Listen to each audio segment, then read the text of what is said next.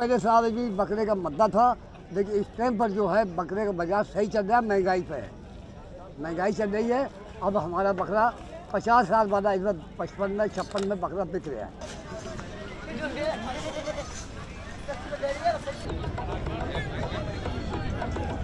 जो पहले इस कुर्बानी में मज़ा था अब वो रहा नहीं, जो शौक़ था लोगों में वो रहा नहीं, इसलिए हमें लग रहा है कि मार्केट कम है। लेकिन कुर्बानी जो होती है, जिसको करनी है वो करता है।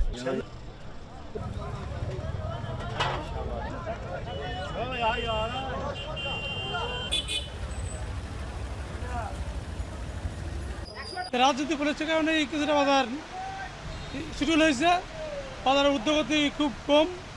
প্রত্যেকটা গরু ব্যবসায় আমরা লজের মাথায় বসে আছি। মানে একটা গরু যে তৈরি করতে আমাদের খরচ ম্যানেজমেন্ট লাগছে, সেই টাকা আমরা পাচ্ছি না।